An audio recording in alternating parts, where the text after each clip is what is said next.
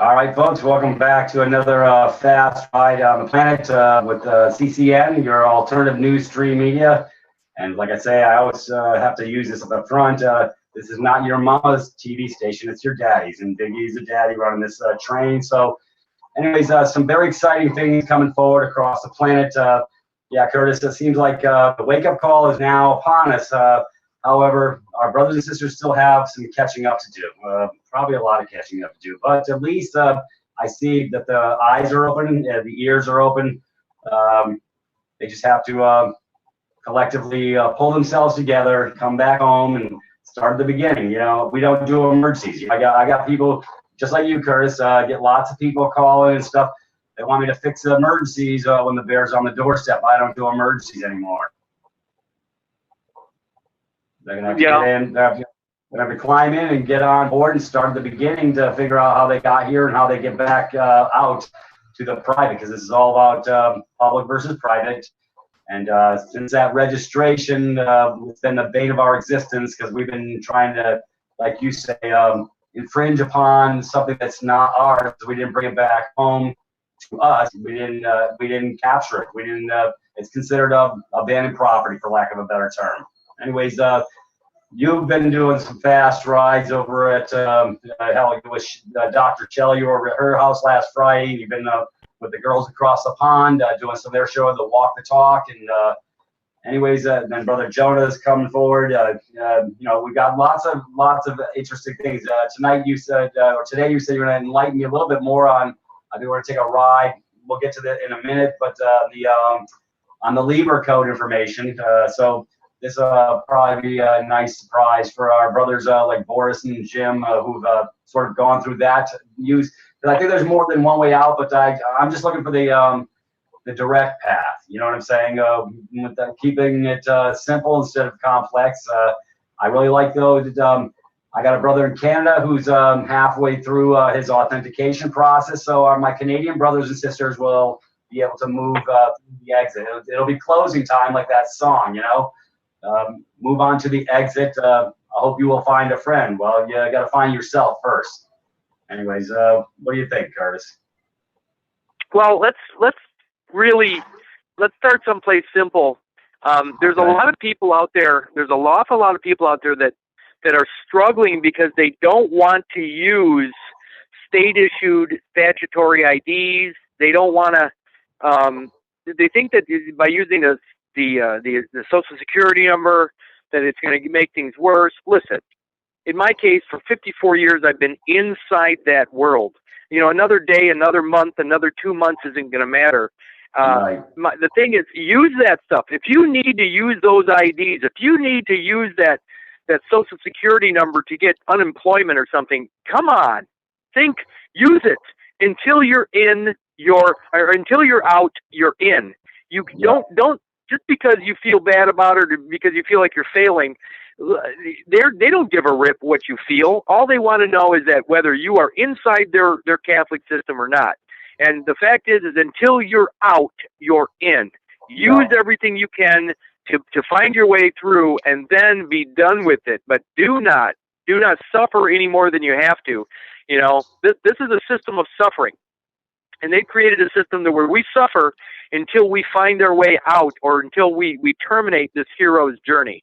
And that's the idea. So do not think that you have to go without eating because you've been unemployable for 2 months. Do not think that you can't use that Social Security number or that state-issued ID or whatever. Don't put yourself in harm's way, because when you're out, you're out. Just get yourself to the place where you can get out.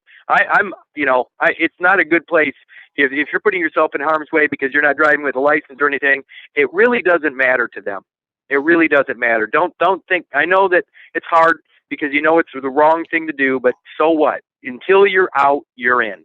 So that's the first thing I want to say. The second thing I want to say is this.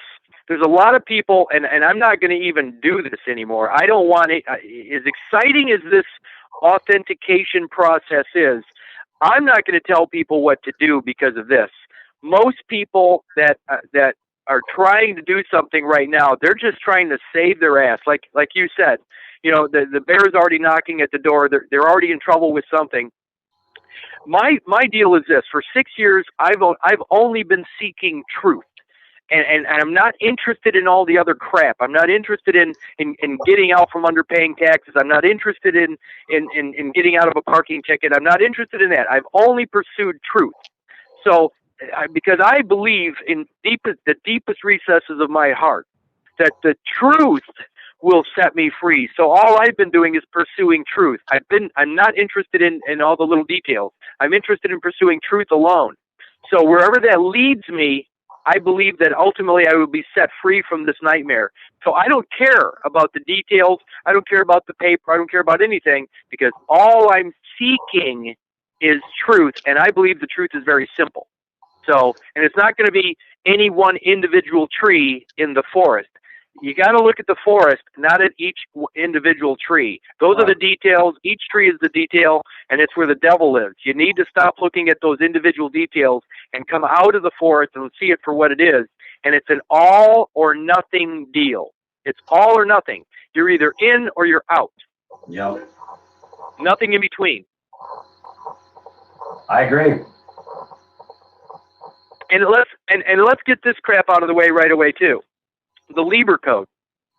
Cool. The Lieber Code's really simple. I mean, they're talking about a military army or a government, a military government that is watching over its property, ultimately, the United States property. What we don't realize is that government is instituted ultimately to protect private property. When mom leaves behind that afterbirth, that DNA on the floor that gets measured, it gets surveyed, it becomes part of a landmass with its own marker, its own landmark called a name. Well, that whole system. Remember that. Boy, there's a lot of noise on this thing right now, Peter. Yeah, I don't know what the deal. I'm not sure what the hell it is. It's okay. I'll try to talk over. But here's the thing: is that Lieber Code. Remember the cops out there that will beat you down and tase you. The reason they do that is because they're protecting private property. That's their only job.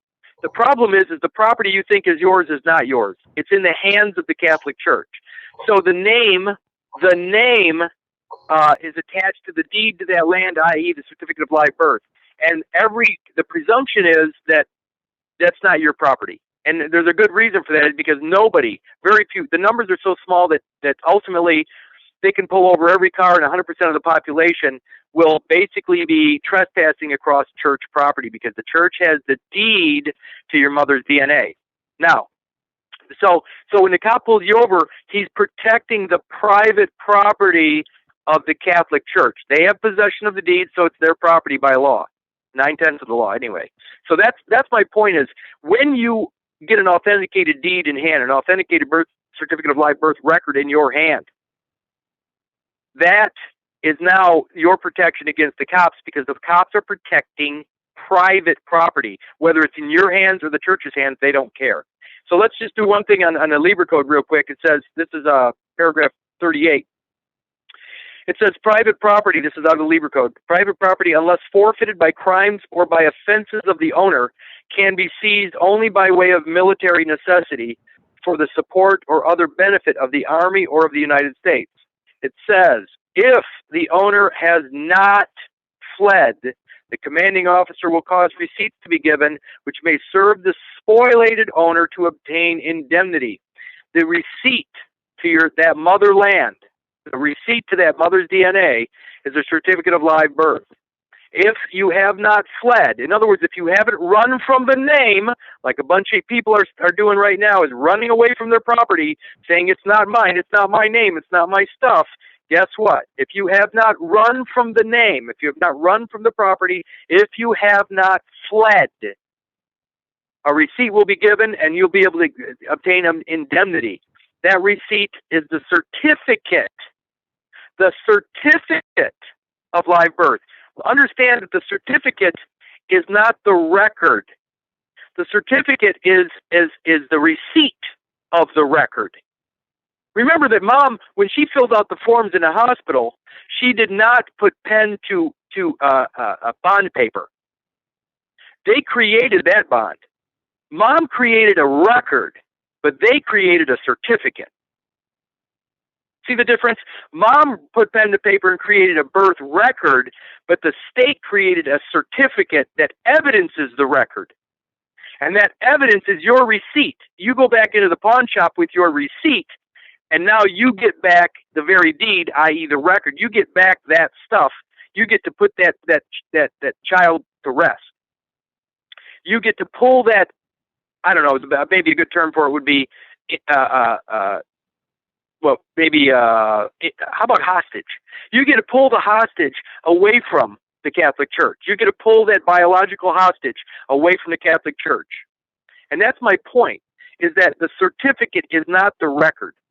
The record is the very document Mom created. The author, the authentic record is what Mom actually physically signed. She did not create a certificate. She did not put pen onto a bond paper document. She created a record, but they created a certificate. So let's go to Webster's 1828 real quick and see what it says about certificate. Webster's 1828 says, and I'm going to go down to the transitive verb of that word. It says, to give a certificate, to lodge a certificate with the proper officer for the purpose of being exempted from the payment of taxes to support the ministry in a parish or ecclesiastical society. 2, to give a certificate to, acknowledging one to be a parishioner. And finally, the most important thing of all, it says, but such certificated person can gain no settlement.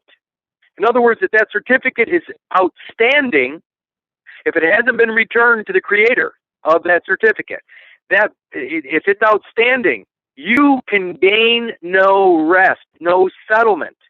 That character will wander, that ghost will wander the earth, will be a sojourner forever, that it will be on its journey forever until you return the certificated person back to the creator.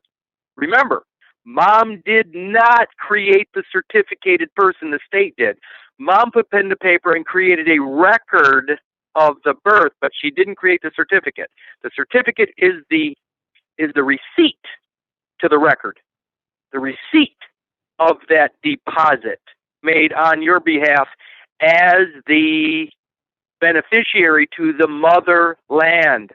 You were promised the mother's DNA via the record that she wrote down. You are the beneficiary of the motherland. Let's make it simple.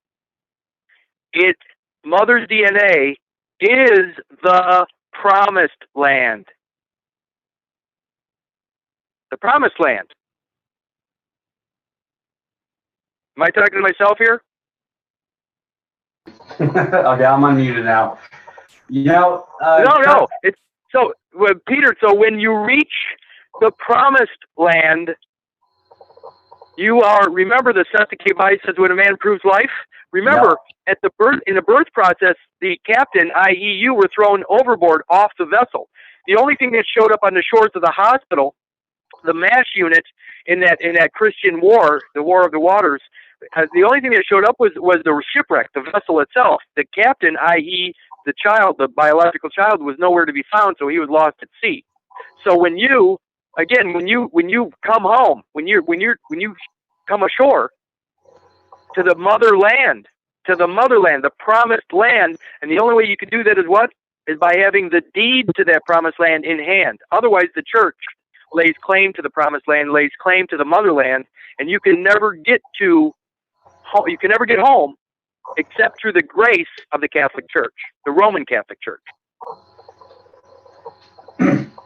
I've been hearing some other stuff in the offing, Curtis, because I look at everything. Yeah, I'm like you. I tear stuff apart. I don't throw stones at anything. However, when I feel like somebody's in the wrong direction, you got some folks out there. You can't be the beneficiary. I say bullshit. You know what? Apparently, you have a beneficial interest in the title. That's why we're going to come back home whole again. But we have people on the other side of the fence throwing stones. I just saw this video, Curtis. I gotta go here for a second. This clown was saying that none of this shit's tied into the Vatican. I said, what a fucking genius this guy is. Really?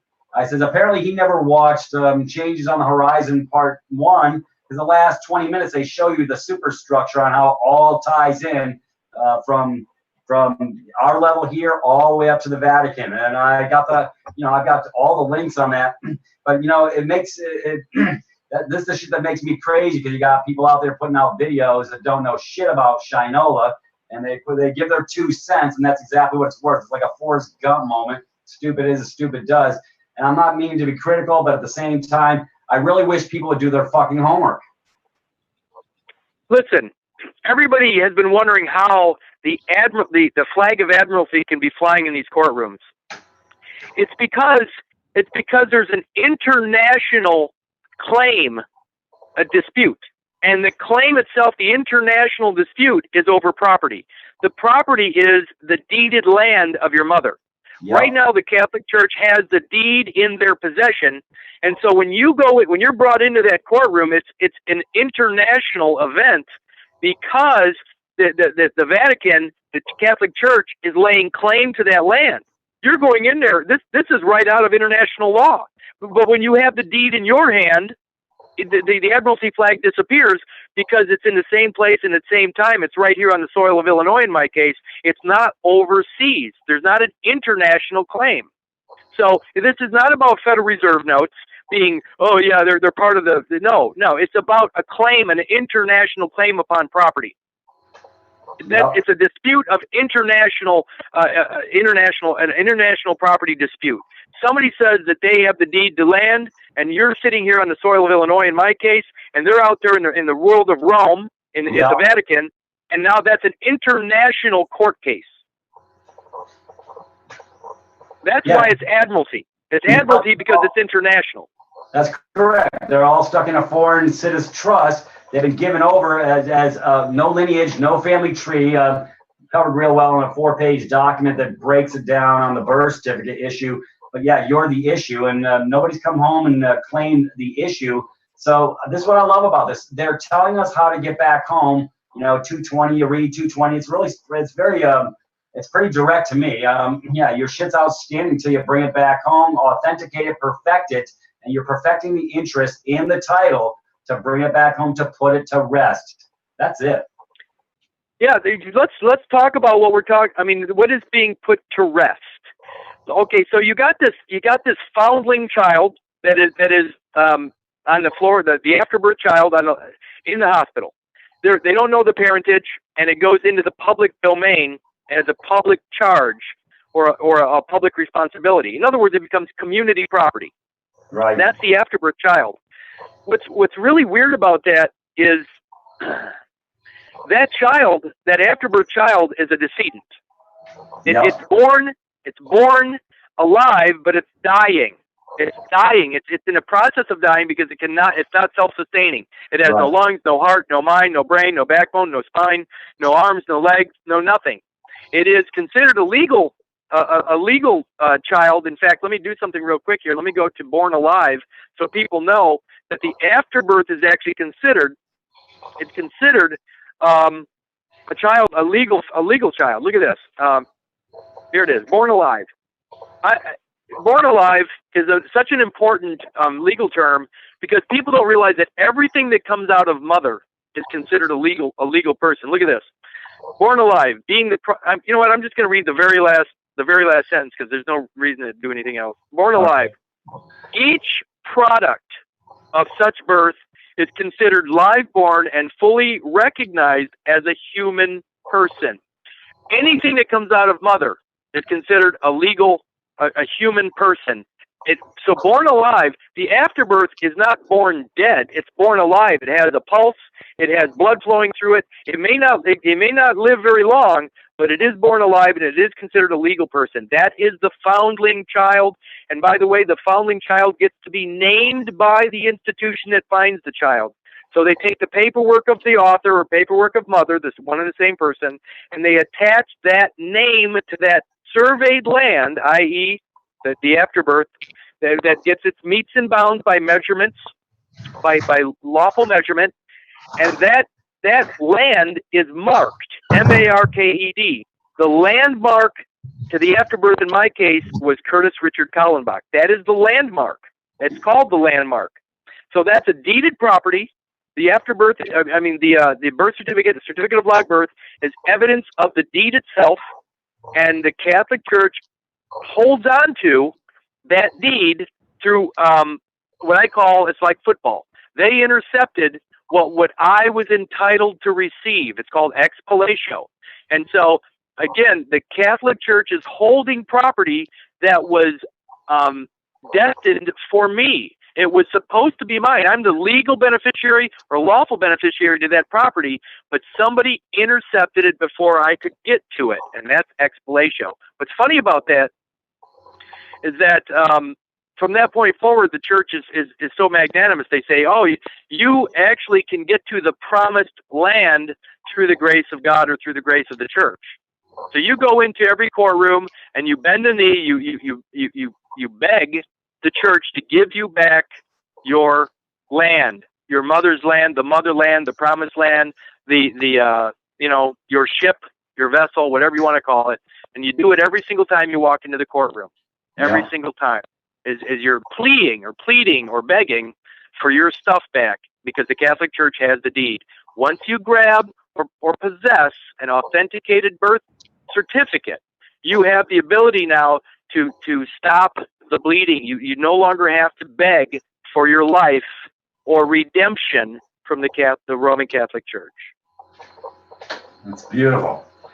I really like what you covered a couple minutes ago, Curtis, when you said, so in essence, when Mommy initiated the game, she went to the public hospital, she got her legs in the stirrups, she's going to drop Junior off at the public drink, whatever you want to call it. But because she put her hand to the starting of the event, but the birth certificate in and of itself was a creation off of what the lives, her filling out in starting the process, i.e. the registration. So she took the first steps, but the certificate comes back. It's basically been left outstanding from the very beginning.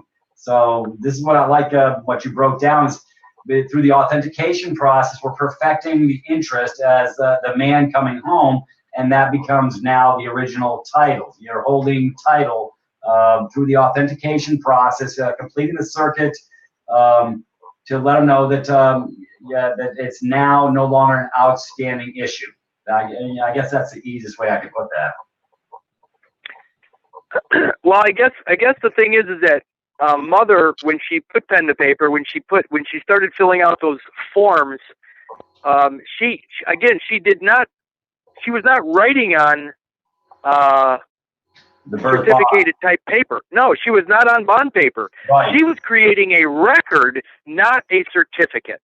So the certificate is the receipt of the record. Right. It's a receipt to the record. So when you return the certificated personality, the certificated person, you can gain settlement. Let me go to Webster's 1828 for settlement real quick. First I'll read that last line again. It says, such certificated person can gain no settlement.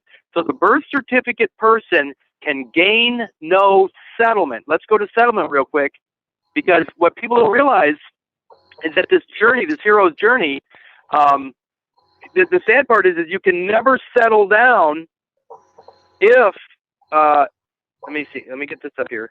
You can never settle down if you have the certificated person in hand. You have to return the receipt in order to get your life back. You have to return, there it is, settlement. So settlement, it says, and I'm going to go, there's 9, 12, there's 14 different definitions for settlement. But by the way settlement is divided here, it's S-E-T, a space, and then T-L-E-M-E-N-T. So in other words, the word set, S-E-T, is the very first. They broke it down into two, but look at this.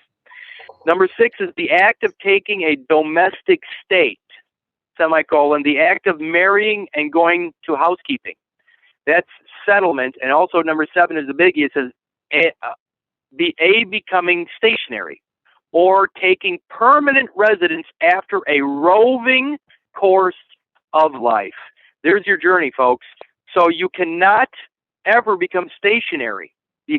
stationary with a certificated person in hand. The only way you can settle down and have a house or a home, the only way you can do that is by returning the vessel, the United States vessel that they gave you, by returning the certificated person to the original source, the port of entry. That's the only way you can stop traveling. You're no longer out to sea when you return it, and that's the only way you can settle the account. Think of this as a journey of life. You're out there on the commercial seas all your life through this vessel that they handed you, the certificated vessel, the certificated person, and the only way that your travels terminate, the only way the voyage ends, is by you returning the receipt to the point of origin, or the port of entry, whatever you want to call it. Yep. Not, remember, the birth certificate is the receipt to the birth record. The record is not the certificate. The certificate is evidence of the record. The certificate is the receipt evidencing the record. Right. That's pretty cut and dry to me. Yeah. Well, because that's the only thing they're going to let us access anyways. I know a lot of people are getting hung up on, well, they won't give me a live certificate of birth. It doesn't matter.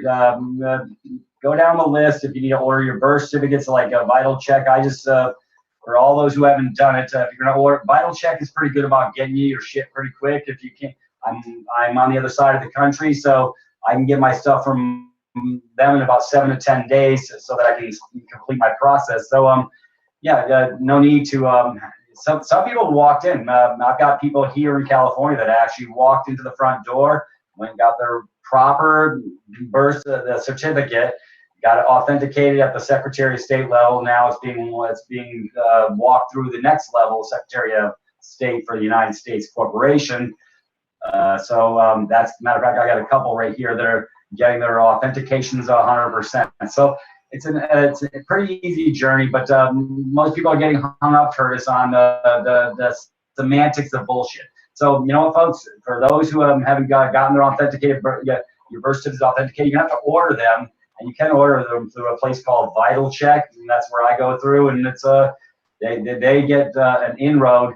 Because if I walked in, Curtis, over in Connecticut, they would say they'd mail it off to me about 8 to 12 weeks. That's what they tell me how long it would take. So by going through this intermediary who's got this position, I can get stuff in 7 to 10 days. And all they do is check mark the box. I don't give a crap about anything else. I'm keeping this simple. Whatever they send me, they send me. I check mark the box for travel, passport. That is an actual check mark on that link. That's what you want to check. Because yeah, we're going to be we're going to be international. We're going to be foreign to this system when we go through this process. My comment about all of that is this: at 54 years old, why would I be in a hurry now to fix all this stuff? I've waited 54 years. I might as well not screw up now because I'm in a hurry. Haste makes waste. Take your time, learn what it is that you're trying to accomplish. If you try to do this too fast, you'll screw it up. And remember, motive is everything. You reap what you sow. If your heart isn't in the right place, if you're trying to do this for some wrong reason, you're going to get yourself into trouble. You're going to get yourself into trouble. Agree. Take your time, do this right, do it for the right reasons. Like I said, in my case, I was only pursuing truth. I wasn't interested in any other stuff. But if you're trying to do something, if you're trying to get something out of this, you might end up in trouble. Yeah. You might end up in trouble, and that's all I'm going to say about that. I'm not interested in anything other than truth myself. So if the truth sets me free, I'm only in pursuit of truth. I'm not trying to get out of anything. I'm not a bad guy. I'm not trying to get out of all my sins or any of that stupid shit. But I am telling you right now that the truth ultimately will set you free. By the way, think of it as the truth of the matter. M-A-T-T-E-R. The truth of the matter. Yeah. Let's get down to the heart of the matter and finish it. Yep. It's way easier than what, I know it's a journey, and that's what I like about this, Curtis. I'm not in a rush, but I am moving forward. And like I say, there's going to be other pieces of the puzzle that will come together as we go. Goddamn, bro. for 54 years, we've been in the sea of illusion. We've been walking in the public. It's going to take a couple minutes to learn how to operate in the private. So let's get this right the first time. I don't know. That's where I'm coming from. No, I agree. Well, there's no reason to hurry now. I mean, shit, we've lived with this crap for our entire lives. There's no reason to screw up now. You know, but people, they get impatient. And then they do stupid things, and then they come to me and they ask me why something's not working. Listen, it's everything that ever happened in my world. I'm going to dump some stuff on this call that nobody's ever heard before when we get rolling. But everything that I've ever attempted, believe it or not, has worked for me because I know what it is I'm trying to accomplish. Even when I failed, I succeeded. Yep. But people don't realize it, but you know, as long as you're speaking from the heart, you'll probably never get in trouble. When you're trying to get out from under something, you're going to get in trouble every time. You know, just seriously, it's not that you're becoming a liar or something, but when your motive is not pure, then it's not true to you. You're not being true to yourself. Yep. And you can't defend that. You cannot defend something that's not true. You can't defend it. What do they say? To thy own self be true. And you know, it's all about intent. It's all about the right heart. But a lot of people, like I say, Curtis, we've been on this track for a little bit. Yeah, I mean, I get people saying, well, I couldn't get the divine proportion put on the public record. I guess they weren't meant to. I had no difficulty whatsoever getting my divine proportion on the record. Matter of fact, I had 5 go right behind me at the exact same time. I said, hey, y'all want to go get your divine proportion claim? And they all walked through the front door with me at the same time. The reason people are having difficulty, Curtis, is part of it is they don't know who they are. And let me tell you something. These desk jockeys or these folks that were these counter trolls, they're good at doing their jobs, and they're going to sniff you out if you're weak. The Paramount Claim or Divine Proportion document. Listen, I mean, all the stuff, all my court cases, everything disappeared, and I never really pursued that. I didn't really care why, but it just did. This is in. I recorded my Paramount claim December 9th of 2013. Yep. I had a guy call me up from Florida, nice guy, and he said, "Kurt, I have access to the court, the inside court track, and something you did back in 1997 allowed you to disappear as of 1997. I said, just an FYI, I didn't know anything in 1997, and I wasn't pursuing this crap until 2000. And I didn't start with this crap until 2009 or 10. Right. Now, he says, well, what did you do back then? I said, you're not listening to me. I didn't do anything back then because I didn't know anything about this crap. I said, but I do. I said, when was this? And he says, December of 1997, you disappeared from the record. And I said, well, I didn't do anything back then, but I did something December of 2013. Yeah. And then I thought about it for a second. I said, that's 16 years. 16 years is called, that's the age of emancipation. Right. So what they did is they went back 16 years and emancipated the state-created child all the way back to 1997 December. Now, it didn't mean that I'm out. It doesn't mean that I'm still not subject to. It just means that they emancipated that child with the Paramount claim. My court records disappeared. Everything disappeared, and I was never brought into court again. Well, now that being said, my wife was still brought into court. Why? Well, here's the reason. The court, remember, I've been talking about this female DNA. Right.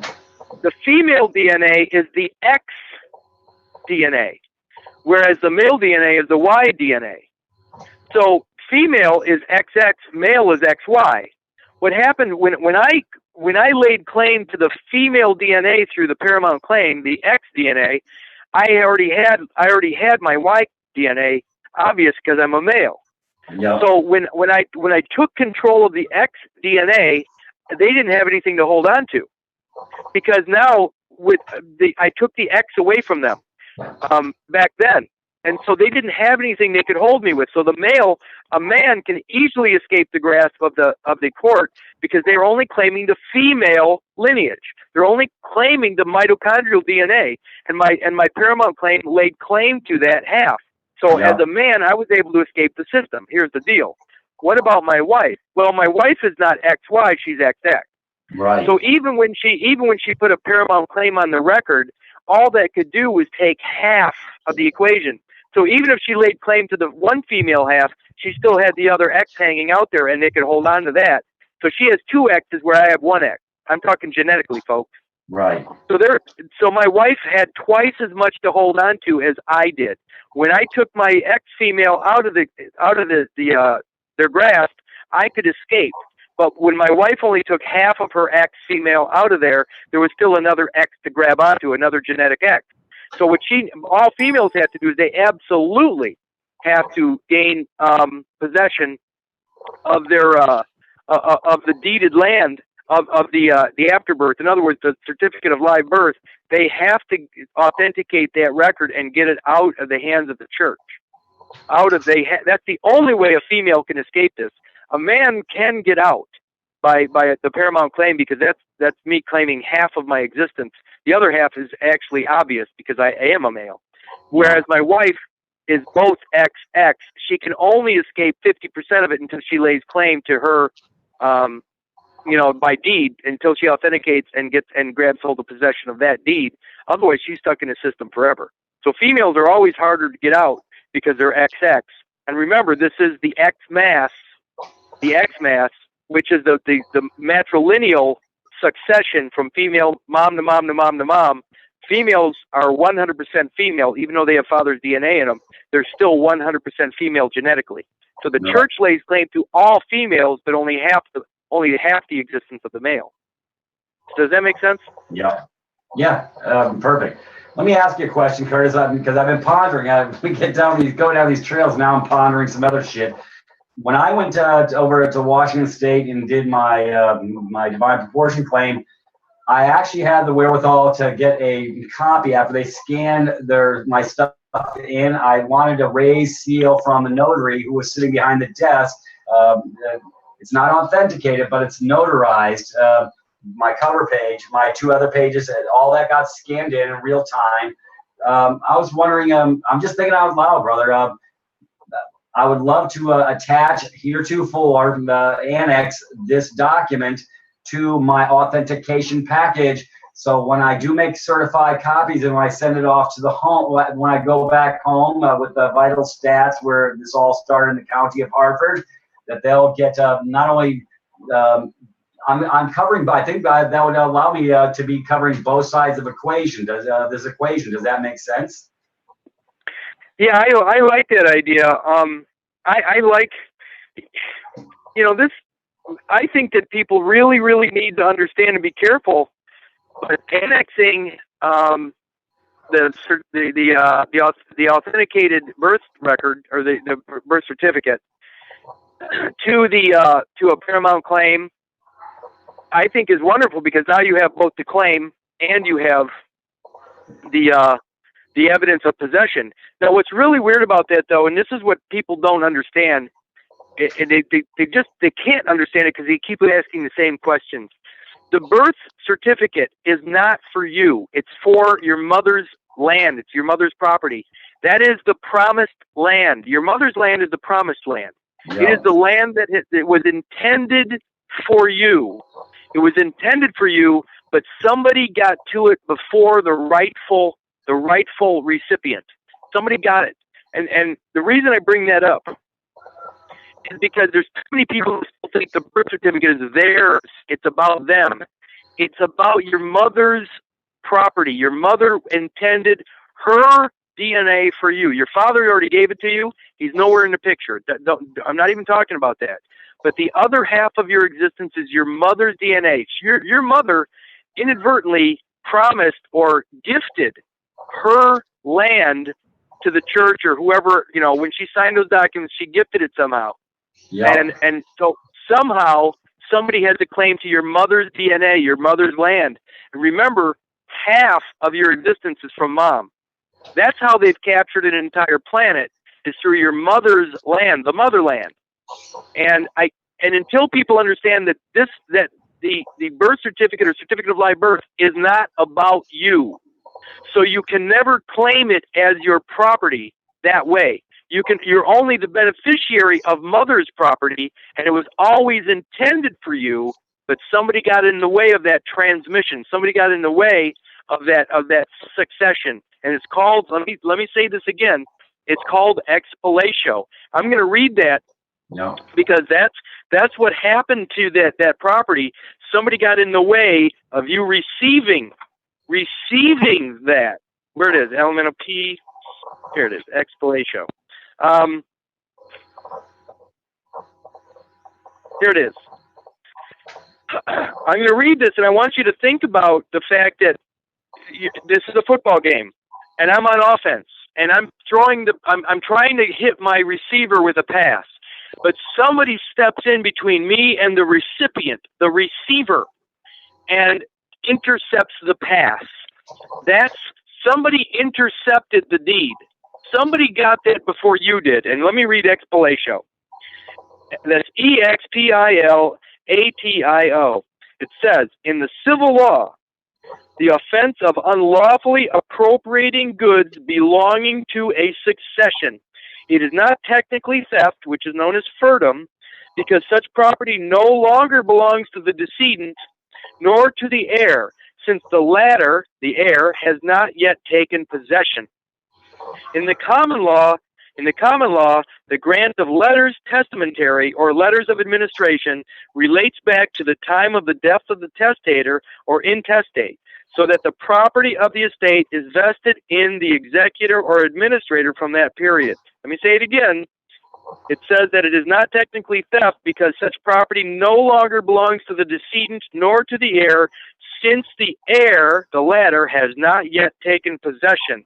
The moment you take possession is the ending, is the termination of this nightmare, because you were the intended heir of that land, that property, the promised land. And when you have the promised land, the deed to the promised land in hand, this nightmare is over. Your journey is over. The hero's journey is ended. Yeah. You found your way home. You found your way home. It's called the promised land. Yeah, well, it's ironic because brother Justin had put his, when he went down to put his stuff, but when he got all the authentications done, and then he got his cover page done, coming back home, age of accountability, his memorial, his acknowledgement. When he went down to the courthouse, they said, oh, this goes into the deeds section. Go figure. So somebody behind the counter was actually paying attention. And at first they were going to try and jam him up, but he said, well, I think he pulled a little rank with the Secretary of State, because she told him to go down there and he could put it on the record. And so the people behind the desk said, oh, okay, we didn't know, because there's not going to be any blocking on putting this on the record, because until we put it on the record, we don't have a new record deal. We're still, I mean, we talked about this, 14 months ago when we were doing the divine proportion claim. You know, that's proof that I came back home alive again. It's recorded in the circuit. It's not registered. And this is going to be recorded in the deed section, showing the authentication. So you are no longer cutting in line like a belligerent. You're no longer a child. You're actually age of majority. And it's finishing, that's bringing yourself literally back home again to the other side of the equation. No longer on the federal side, but on the de jure side of this equation. In the private. Yeah, let's try to make this really easy so people understand this whole what's actually occurred. Because too many people they don't understand the simplicity of what's happening. So Peter, you and I are out one day. We stop out and have some lunch and a couple of beers, and we go into Barnes and Noble. We go into Barnes and Noble, and I buy a book. And you know, so I'm standing at the counter, I pay for the book, and she gives me a receipt. I put the receipt in the book just because it's easier. So now we're leaving the Barnes and Noble. It's cold outside. I'm putting on my coat. I say, Peter, would you hold this book for me? And you say, yes. So I put on my coat, and before I do so, I hand you the book. Interestingly, I mean, most people get confused about this, the simple thing that I just did. I bought a book. And then while I'm putting on my coat, I hand you the book. Whose book is it? Mine now, because possession No, is no, nine no, tenths no, of the law. no, no, no. It's never yours. I bought the book. I didn't give you the book. You're only holding it while I put on my coat. Whose book is it? Yours. Do you have a receipt? So, well, wait. Yeah, don't get ahead of me. So, I mean, all I did was ask you to hold my book while I'm putting on my coat. I didn't give you the book. I asked you to hold it while I was putting on my coat. So the fact is that I created a trust by giving you my book while I put on my coat. I actually created a trust. Yep. Because I'm now trusting you with my property. See how simple that was? I created a trust by handing you my book, even when I just put on my coat. Now, the funny thing is, while you're holding my book, the cops walk in the building. They walk in the door, and they look at me, they look at you, and what are they going to presume? I mean, when they look at us, whose book are they going to presume it is? Mine. I think it's Peter's. Absolutely. You're in possession of the book. They're gonna, and you know what? The thing is that I couldn't convince them that it's my book because the receipt is inside the book, and you're in possession of the book. Wow. No, only through your honesty. Only through your honesty am I going to get my book back. In other words, that's the trust. I have to trust you when I give you my property that I'm going to get it back. But the cops, because you're in possession of that book, the cops will defend your position because possession's 9/10 of the law. So I can, if you and I get in a scuffle over the book, the fact is the cops are on your side because you're in possession of the book. Right. Now, when you hand me back the book, the trust is terminated. Let's just go to this authenticated birth record, the birth certificate now. Yep. They have, right now, somebody else is in possession of it. So I'm out there driving on the streets, and I get stopped using the name Curtis Richard Kallenbach. Right now, by all accounts, who owns that name? The state. The Catholic Church owns the name, and the state, the federal government is administrating that trust. So ultimately, even though it's really mine and I was the intended recipient, the fact that the Catholic Church, through a legal term called expilatio, ended up with the deed to the land and the name, which is the landmark, they're in possession of this. So all the police are doing is protecting the private property of the possessor. Correct. That's all they're doing. It looks like this looks criminal. My God, look at how corrupt the system is. It's not corrupt. They're protecting the private property, and right now the Catholic Church has the deed to that property. Yep. Until I get it back, they're protecting the position of the possessor. And that's what I'm saying is this stuff is easy. The moment you get an authenticated original in hand and in your possession, the cops are now protecting your position on that property. Yep. You have, in fact, the moment you have it original in your hand, does the trust exist anymore? Nope. No, it doesn't. So all this other song and dance, people trying to create new trusts and all this other shit is not necessary. Because the trust it evaporates the moment you have the hostage. Oh, I'm sorry, the deed in hand. Right. The moment you have the property back in your possession, the trust disappears. But I think that, I mean, going into Bouvier's is pretty explicit. It says possession's great, authentication and possession of an authenticated document is great, but you really need to make one more step and certify that last step, and that is what Rob Ryder talked about a couple years back, and that is what? Acknowledging. See, the thing is if I'm in possession of the document, I'm in possession, but I have never made a claim upon the property. The claim is actually the acknowledgement. I am now acknowledging to be the owner. Right. So I have possession, and I've acknowledged ownership, and I have I have the acknowledgement certified by who needs to certify it, and then I record the acknowledged authenticated document. I put that on a record, and now everybody agrees that this land and its title, i.e. name, is my property. And now if everybody is thinking clearly about this, if I have the land, the deed to that land, as well as the name of the landmark, i.e. the name Curtis Richard Kallenbach, I have now been revested with the title. And what's funny about that is I get my name back, and I get the usufruct of that name, and everything that name has ever created is now back in my hands. That means that all intellectual property with the name Curtis Richard Kallenbach is mine. All physical property that I've earned with the name Curtis Richard Kallenbach is mine, and the all caps trust account is mine. So there is nobody that can make a claim upon any property at all in the name Curtis Richard Kallenbach when I have possession and acknowledgement of that deed, of that deeded land. Got it? Yep. That's huge.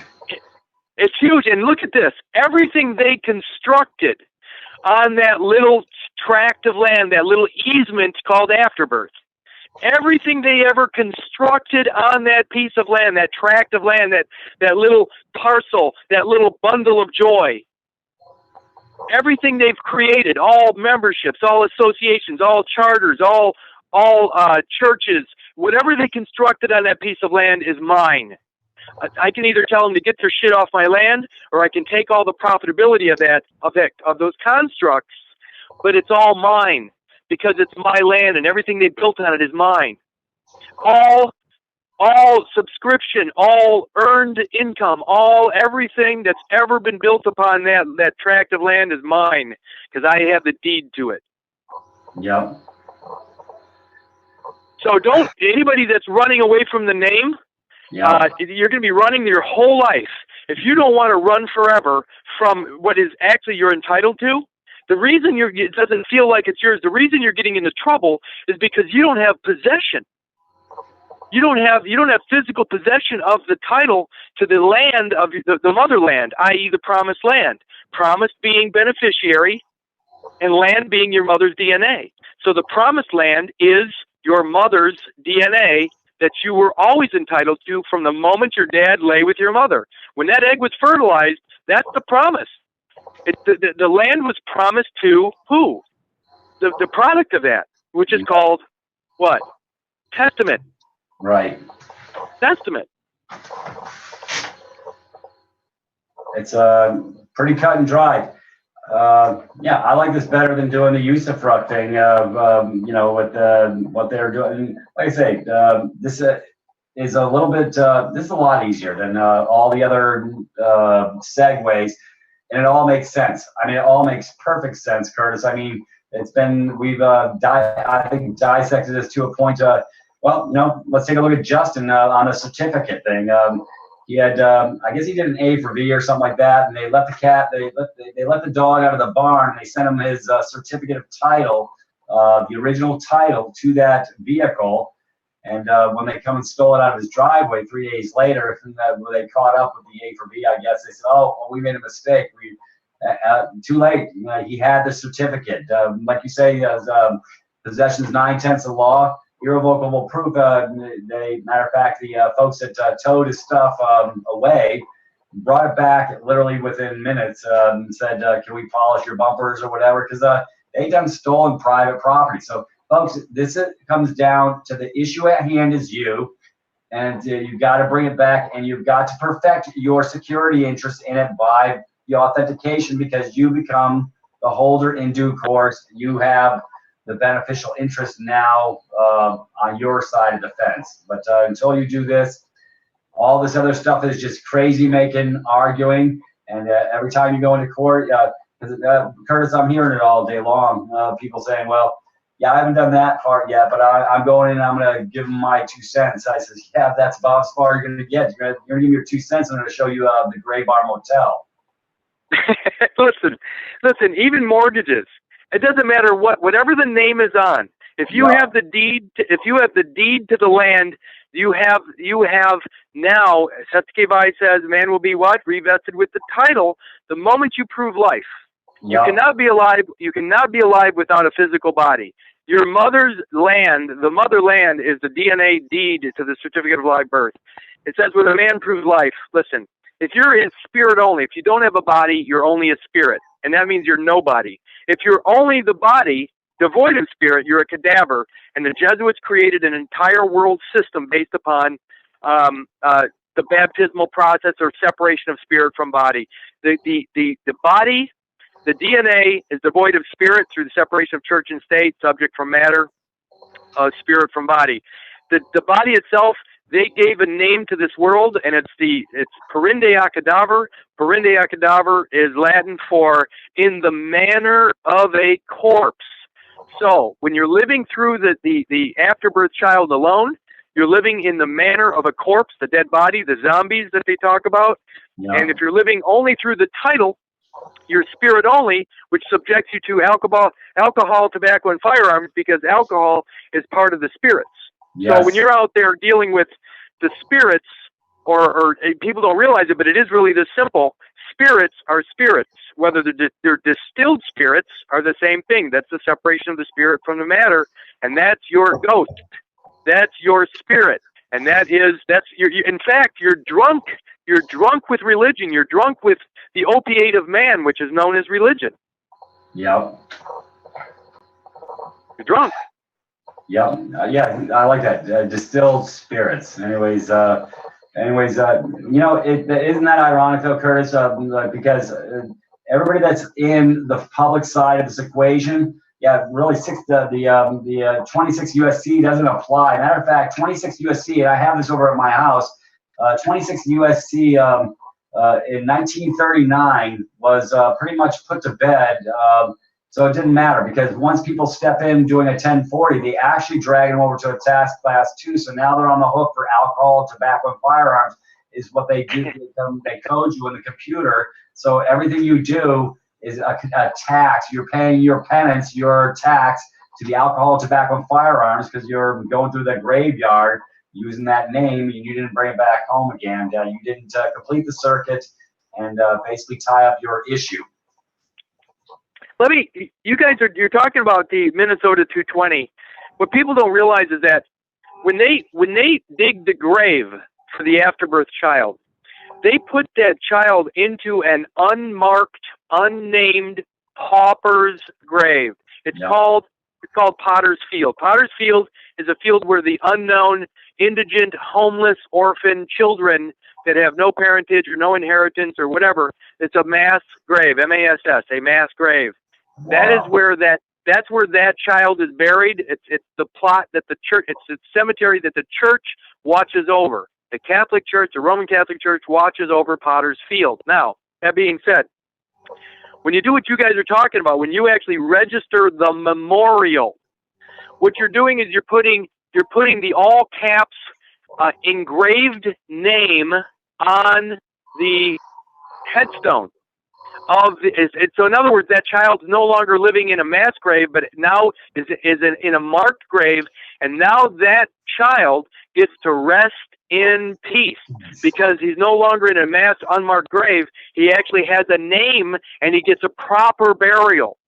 That's why when you put this thing to rest in peace, you are now a peace. That character is now a peaceful inhabitant in its grave. You don't keep dragging it up out of the grave to use it in commerce. When you register the memorial, you're putting a name on a headstone in the graveyard, so that ghost stops walking this earth. Yeah. That's what the registration in 220 is. You're registering the memorial, so that child is in the memory. It's no longer a bastard child. It's no longer an orphan. It's actually part of the family, the fraternal order. And now you actually have the ability to inherit. Now you've put that monster to rest, that beast to rest. You've slayed that dragon, so to speak, and you now are entitled to your life. Your life. Wow. This is deep shit. I love it. This is deep, you man. guys, I'm telling you. This is the deepest thing. But it's not real, Curtis. It's actually really, so much easier than, like I say, it's the subject matter, the issue, everything can be brought to rest if you bring your stuff back home. Yeah, the ones that, like I say, the ones running from this, I really feel bad for all those people who are following this false paradigm, and they're not even willing to look at the other side of the spectrum to see what the real deal is. Instead, they're going to get waxed. They're going to get waxed. All this crap that they do, telling people to run away from it. And if I could find one person, one individual with a success on that side of the equation on losing name, I would share the love. Hey, brother, I want to fucking prove I'm from the show me state, just like everybody else. The scary part about losing the name is, or running away from the name, is that you will never ever stop running. Right.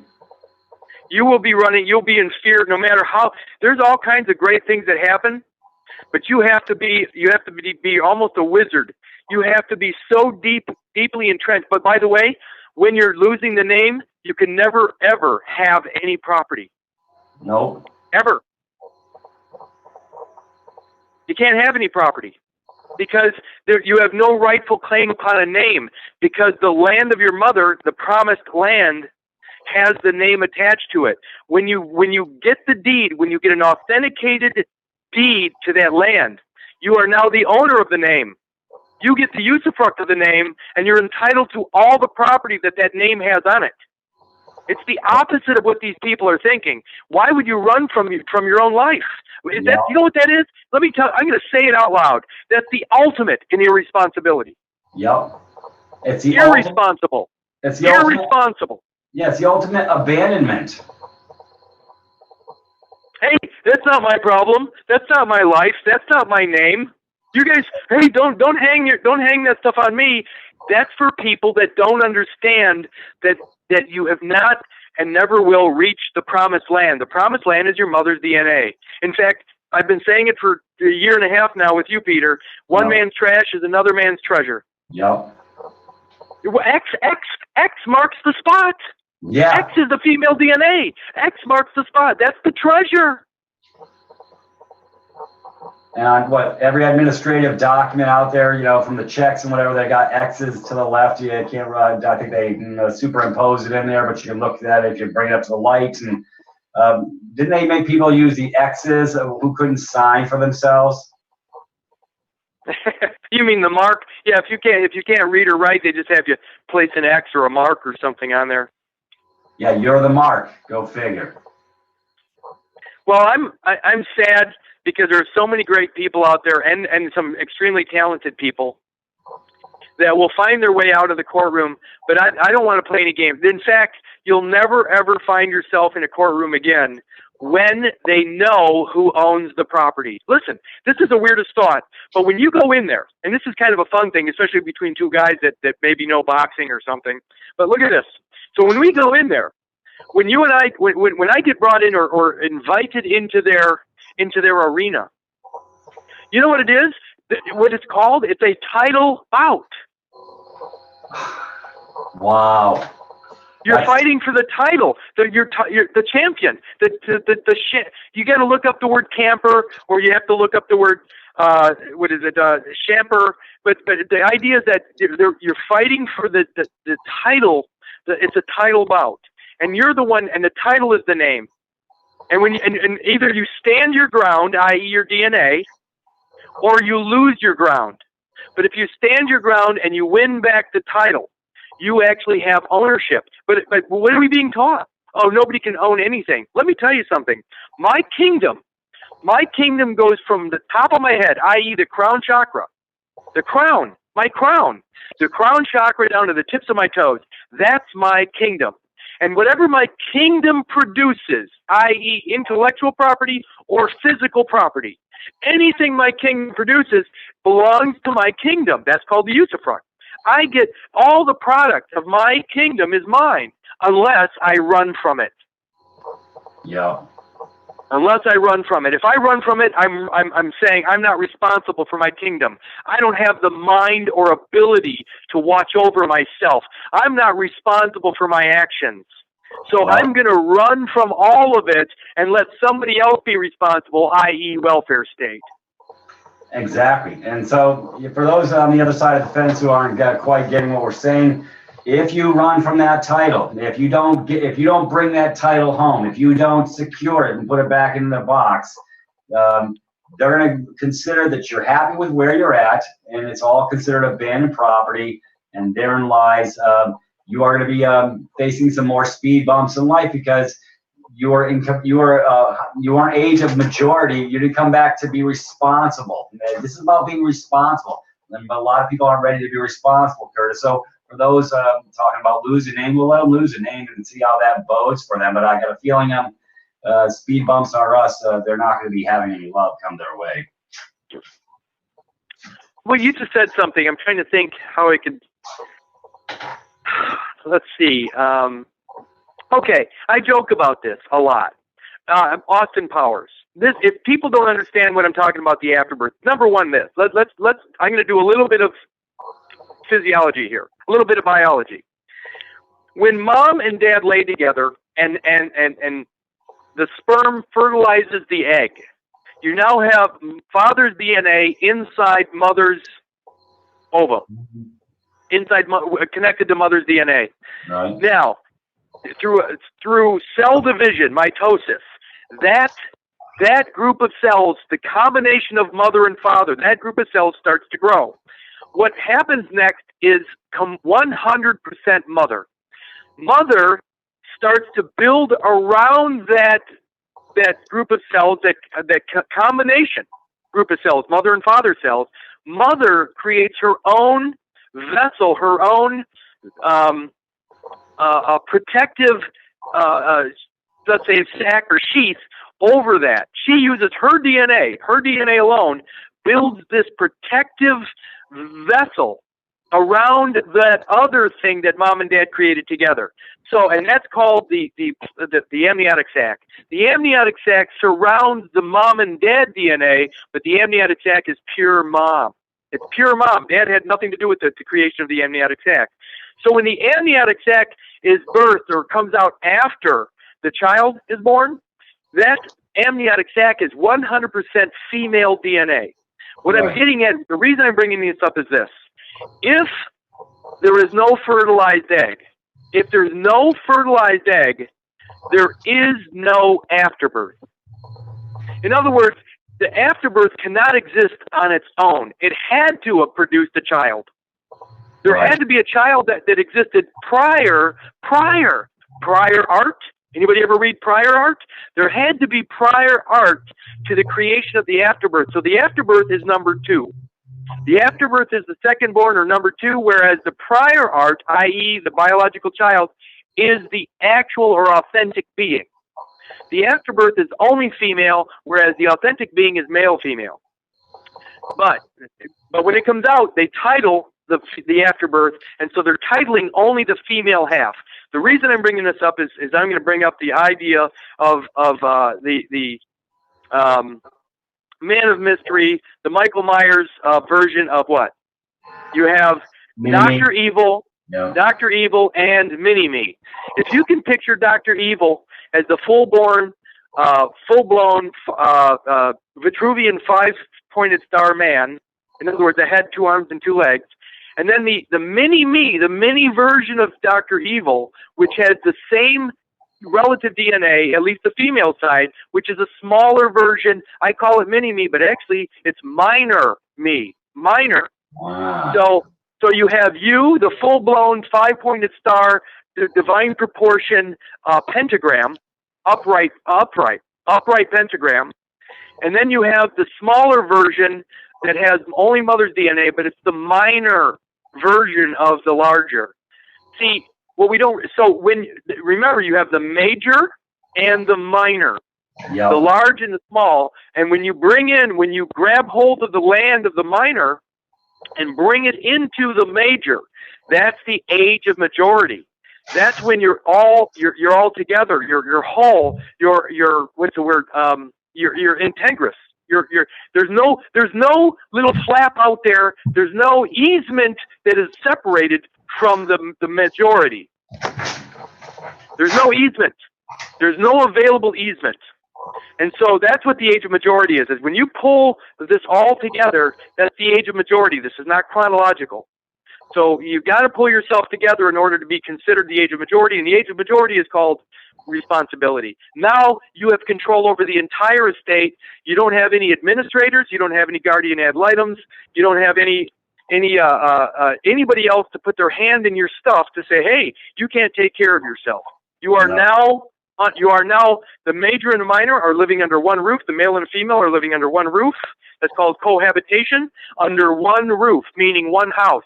You're no longer a house divided. Beautiful. And house divided what? Cannot stand.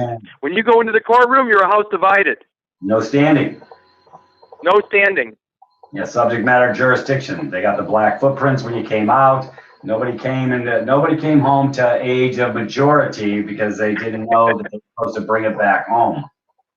This is beautiful stuff, man. You guys, when Justin, you know, I know Justin was working with a bunch of people, but when I found out that you could authenticate a birth certificate, which meant that you had an original in hand, it was over with for me. I already knew all the rest.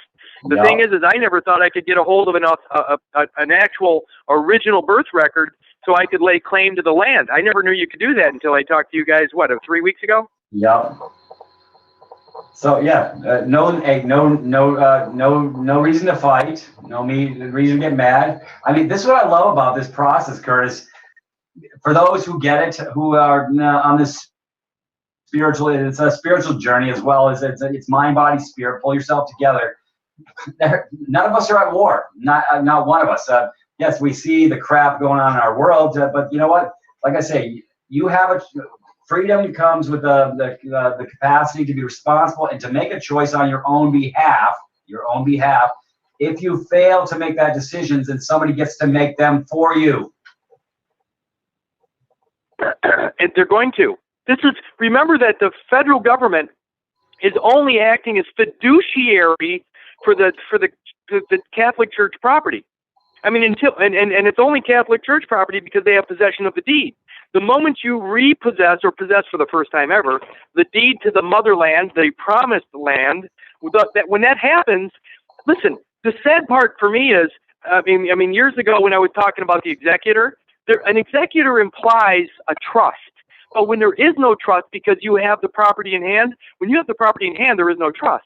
So you don't need an executor. You don't need some other official capacity to manage your own property because you're there. You're alive. Yep. You don't need an executor to manage your stuff. You get to manage it yourself because you have possession of it and you're alive. You're not. There's no testator. There's no. What is it? Probate. My God, you're alive. Right. What's to probate if I have come back? I've got the proof right here for everybody to see. You know, well, when you hey, it's all property. It's all property. Listen, again, if I have the deed to land, and you might even want to call it a lodial title. If you really want to get down there, you call it a lodial title or a lodium. You now have the very deed to the land of your body, the land itself. Anything they constructed on that land at all, like I said, chapels, memberships, associations, charters. I don't care what they assembled on there. The thing is everything their job as fiduciaries was to make that land profitable, and they have. Oh, they have. That's for damn sure. Yeah, they've been hypothecating every case. Matter of fact, I'm going to be dealing with that next Friday, this Friday, the following Friday.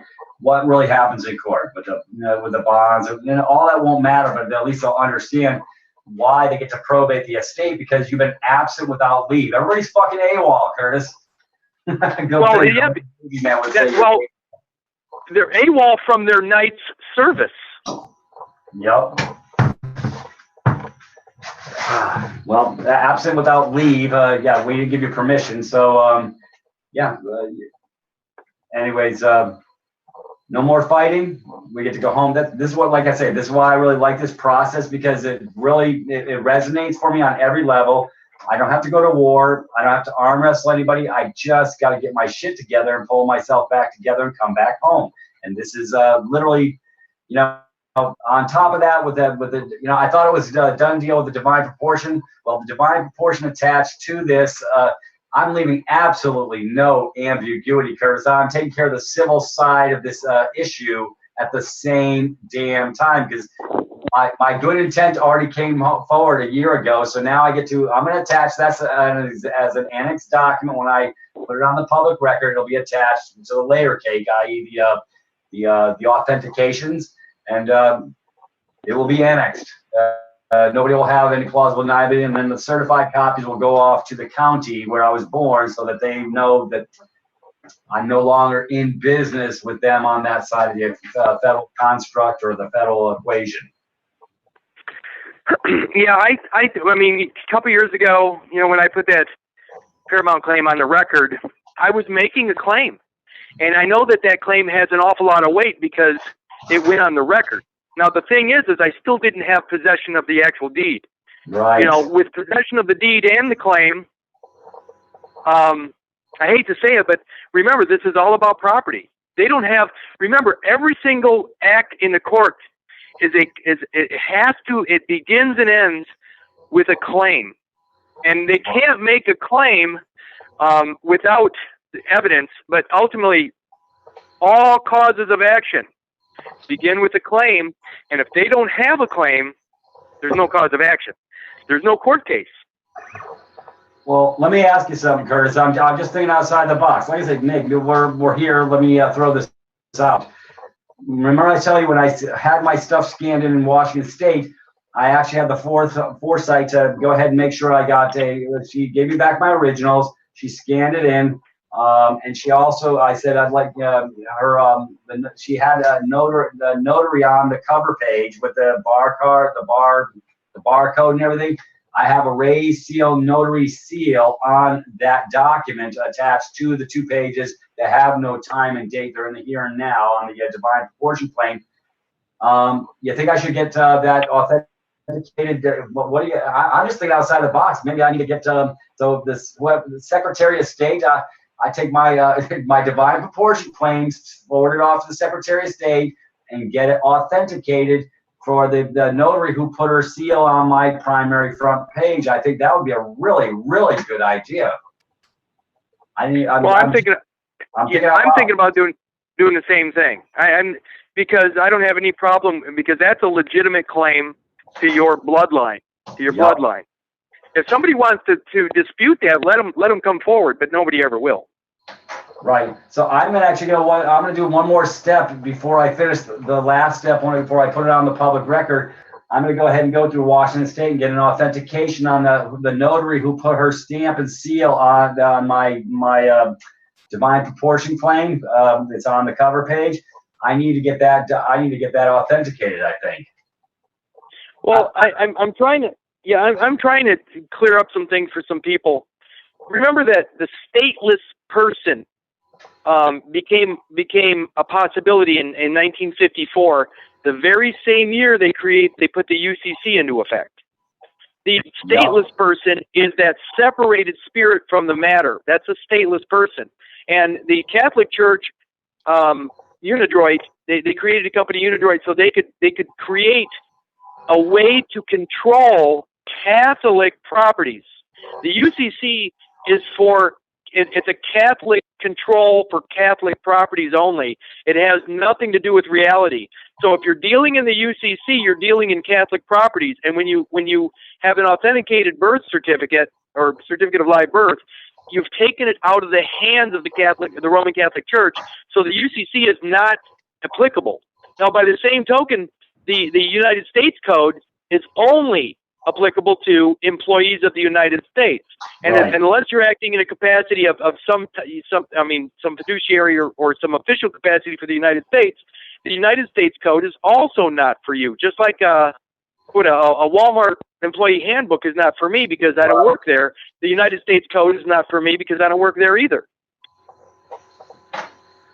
Well, isn't it ironic that nobody's ever looked at this side of the spectrum? And I like I said, Curtis, it's just neat little shit that's all coming together. We got our brothers doing non-UCCs. They're not using the UCC. Yeah.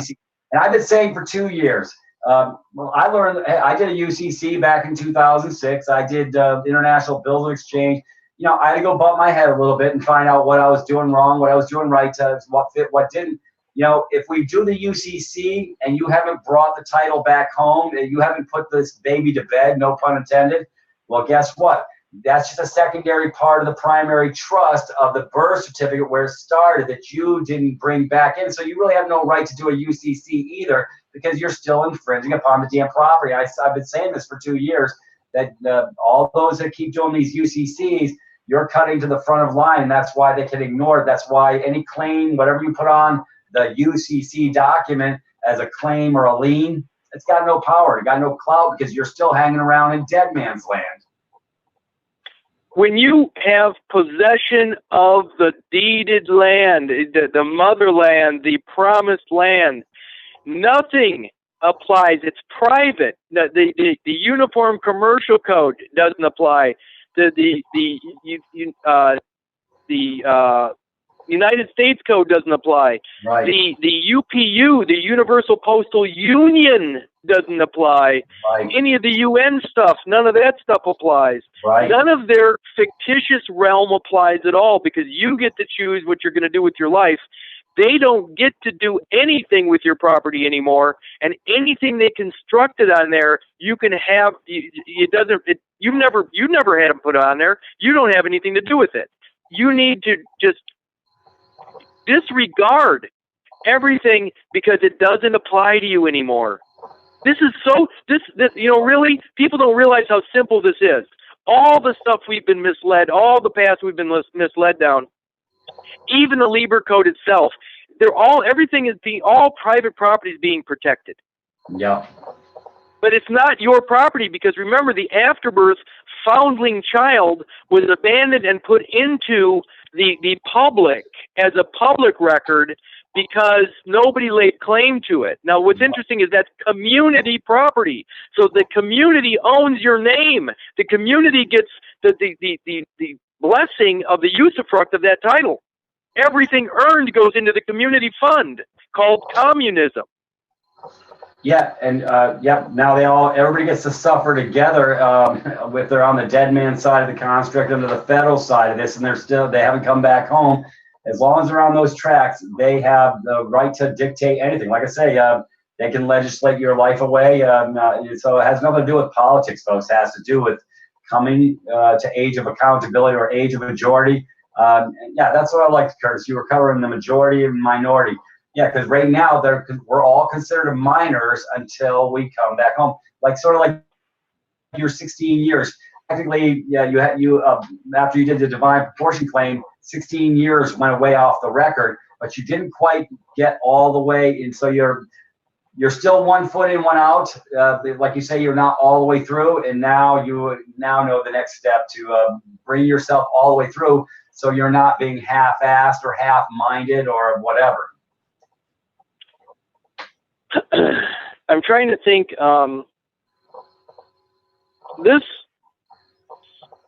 This what we're doing and what everybody's now starting to see makes so much sense, and I'm trying to figure out a way to make it clear. Yeah. That you don't have to. I mean, there's no way you don't have to be a genius to escape this. No. And I'll be the first one evidence of that. You know what? I see things that other people may not see, but I by no means a genius. So the whole thing is that when people grasp, first of all, you have to love your life. First of all, you have to find value in your existence and realize that the only commodity on earth that's worth anything is time.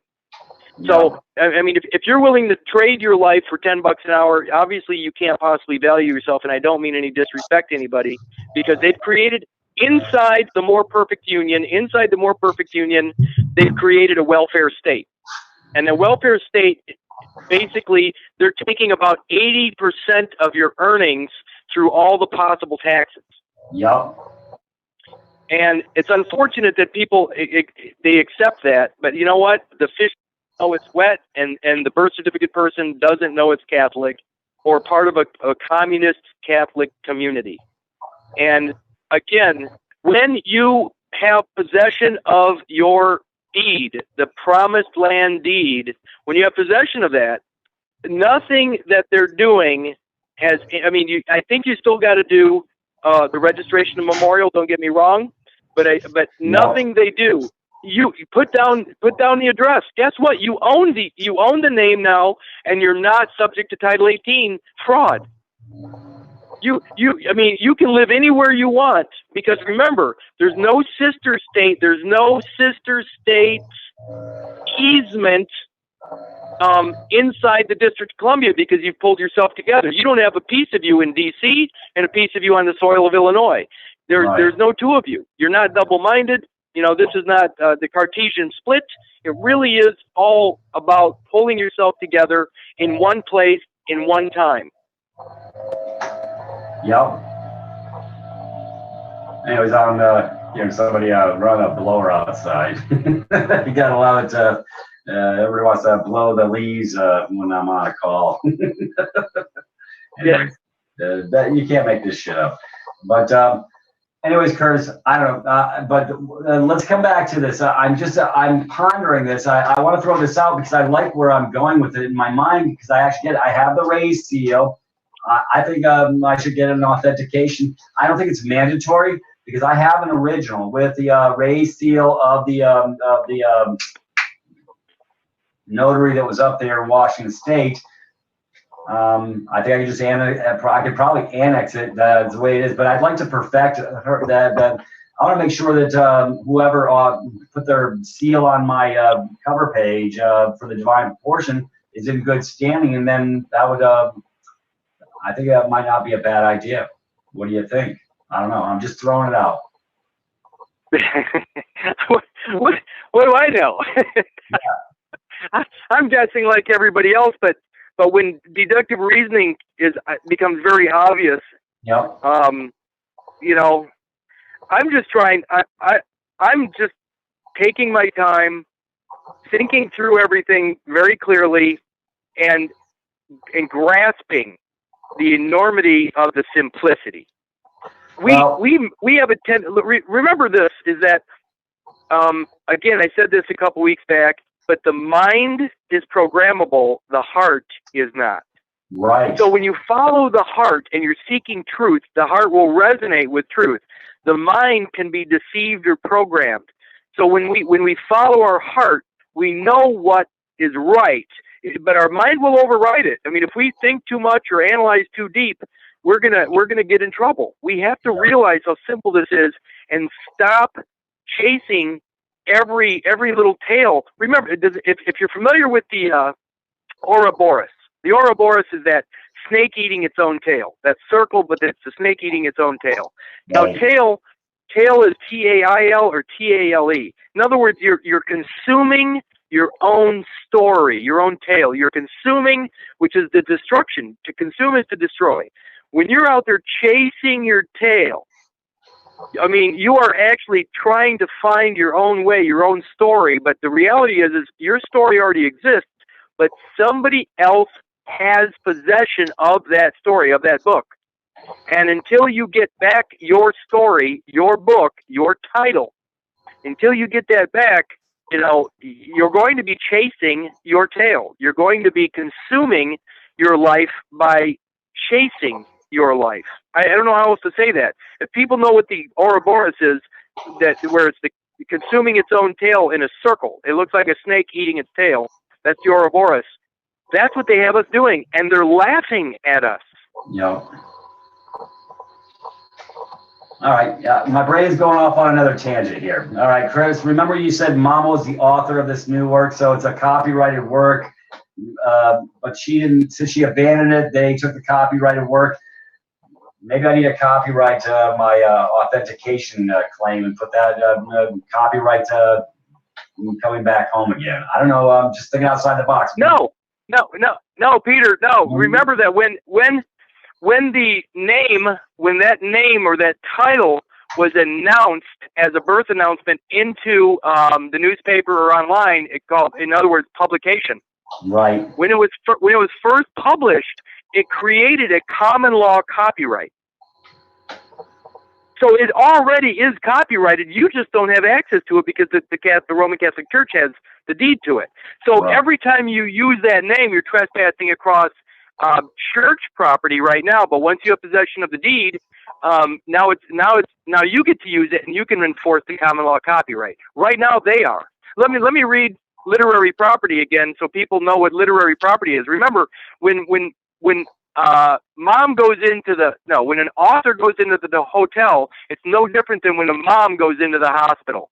When she goes into the hospital or the hotel, she's acting as an author, creating a new character. So when she puts pen to paper on that paperwork, she's creating a new manuscript describing a new character for a new story, a new life. Well, here's literary property. So people understand how powerful the pen is and how important it is that title is. Listen, here we go. Literary property, Blackthought, page 841. Literary property may be described as the right which entitles an author and his assigns to all the use and profit of his composition, to which no independent right is, through any act or omission of his or their part, vested in another person. Literary property is the exclusive right of owner to possess, use, and dispose of intellectual productions. The term denotes the corporal property in which an intellectual production is embodied, and it may consist of letters, lectures, sermons, or addresses. Let me say something about this. It says, may be described as the right which entitles an author and his assigns. As the beneficiary, you're the assigned. You get that name. You're the one that's supposed to receive that from the author, i.e. mother, but you don't, because the Catholic Church takes it before you ever get it, and it's called expellatio. Right. And so the church now has the title or the usufruct of that name. It's under the care of the church until you return and reclaim your land, i.e. the motherland, i.e. the promised land. And once you do that, you have the rights to that literary property because you are the assignee. Your mother named you beneficiary to that title. Nice. Oh, this is going to get and it's already so what my point is it's already copyrighted. Right. What run that by me again? It's already copyrighted. When it was announced, the common law copyright was created. Of course, what did they do with that? Since nobody came around, they decided to syndicate through the publication process. They syndicated that name, that character, and then there was only one subscriber to that periodical or to every new issue. And who is the subscriber to those new issues? In fact, you were forced to buy up every issue. You had to buy up every share, every production, every unit, every model that was created. You, as the lone subscriber, had to basically pay or purchase all shares of those issues. You had to buy it all. Every time it showed up, you had to buy them all. You were the lone subscriber to that character, to that periodical or whatever you want to call it. Yeah, they dumped all the debt on the masses because it's common stock, because they have no family tree, no lineage, and so because of that, they got put in the common stock, and they got to pick up the tab for the game because they're operating in the public under the federal construct side of this equation. Does that make sense? Yeah. Well, I know that we've done this over the years. But I don't think people really understand or grasp the concept of the biological material. I don't think they really understand the importance of that afterbirth. Again, X marks the spot. It's one man's trash is another man's treasure.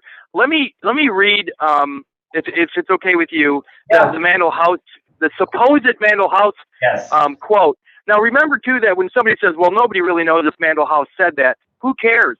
The fact that it exists, the fact that these words exist, and the fact that it actually occurred means that the intent behind the words existed, and it's been around since the 1920s. Yeah. Okay, let me read Mandel House's quote so people know when I talk about the afterbirth, I'm talking about the DNA or the biological material. Here we go. This is supposedly a quote from Woodrow Wilson's Jesuit sidekick called Edward Mandel House, or Colonel Edward Mandel House. Yeah. It says, and this is, I quote, "Very soon, every American will be required to register their biological property in a national system designed to keep track of the people, and that will operate under the ancient system of pledging. By such methodology, we can compel people to submit to our agenda, which will affect our security as a chargeback for our fiat paper currency. Every American will be forced to register or suffer being unable to work and earn a living. They will be our chattel, and we will hold the security interest over them forever by operation of the law merchant under the scheme of secured transaction.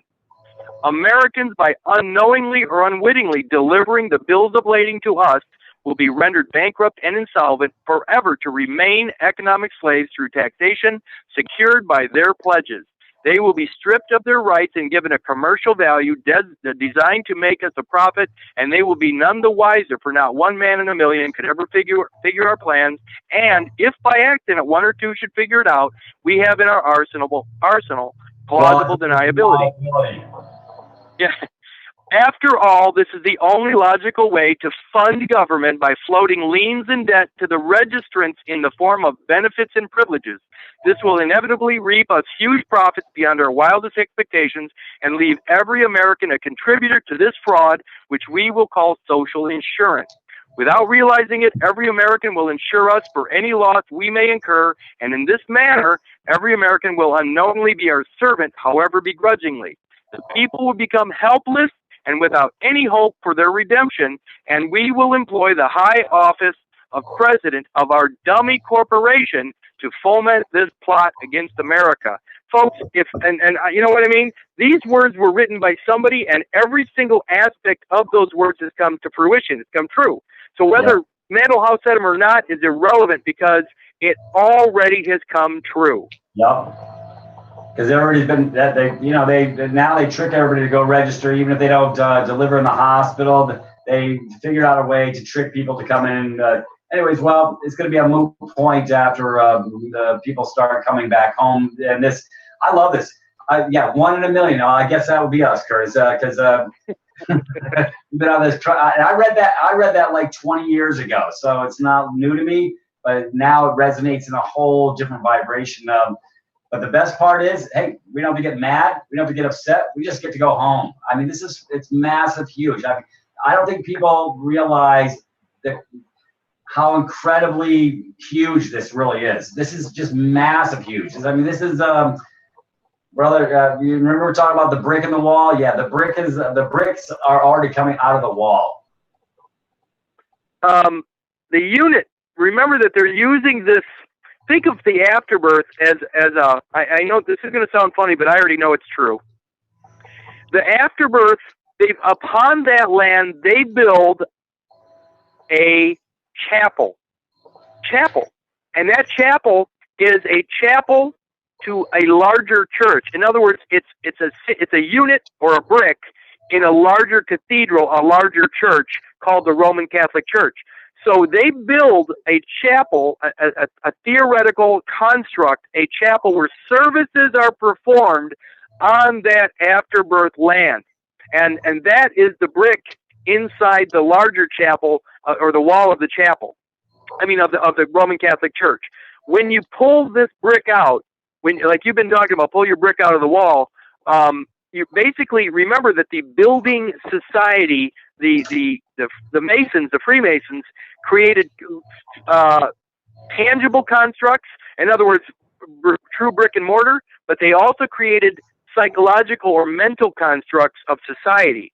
So and so this is a psychological construct, and the family unit, the last name is a brick inside that construct or that building.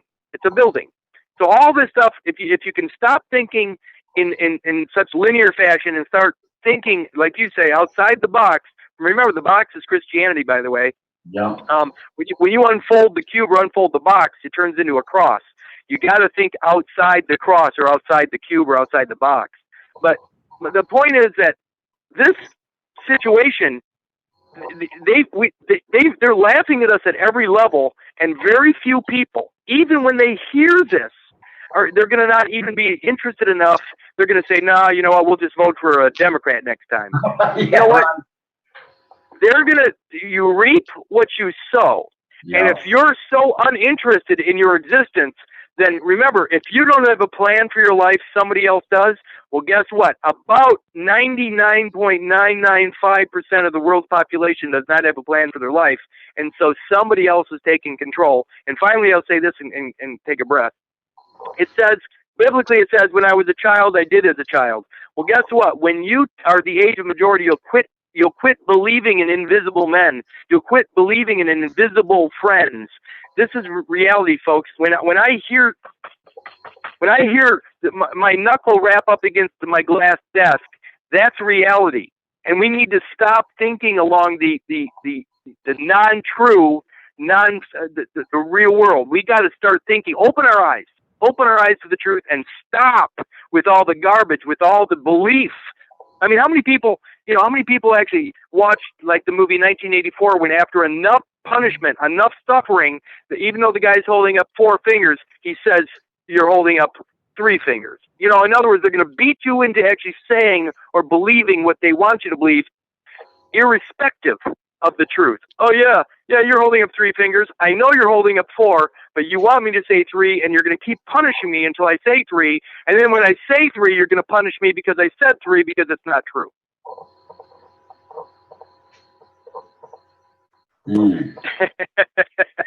Yeah. Boy, that went really weird. Well, it's like forcing somebody to say something even though it's not true. Okay, here's an analogy. I got accused of stealing an egg salad sandwich when I was like 7 years old. And the teacher, my second grade teacher, was trying to force me to own up to something I didn't do. I didn't steal this gentleman's egg salad sandwich. I hated fucking egg salad. But he lied, and because of the lie became the truth. She was forcing me. She goes, just admit it and it'll go a lot easier on you. Instead, I got punished for something I didn't do. That's the same difference what the system does. They punish you for something you didn't do because you're not going along to get along with their fucking false construct.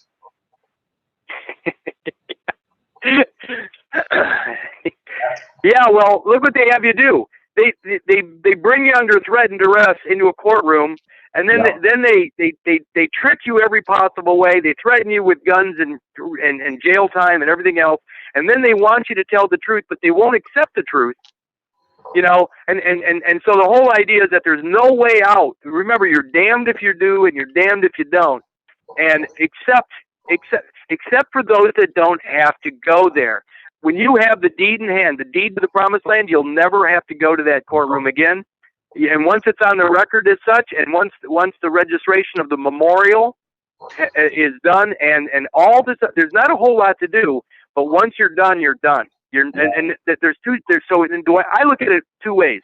Number one, get to the promised land and let everybody know you've arrived. Now you've arrived to the promised land. Now that's step 1. Step 2, if you choose to retire from the game, then you need the next step you have to do is, just like it says in Webster's 1828, in order for you to settle, you have to return the certificated person to its point of origin or port of entry. That will be when you get out of the game and you settle all accounts. I call it the final judgment, and that's the settling of all accounts. And now, when it's all said and done, you have your life back, and you have all the earnings that the fiduciaries have created on your behalf while you've been away. Right. Yeah, Curtis, you've explained that really well in some of your past shows on Walk the Talk, and I like how you put it.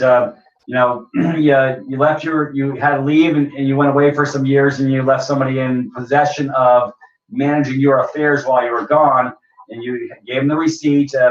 And once you come back, you got to get your receipt. But they said, "Hey, Curtis, we decided not to let your stuff sit idle. We wanted to grow your estate for you or help out.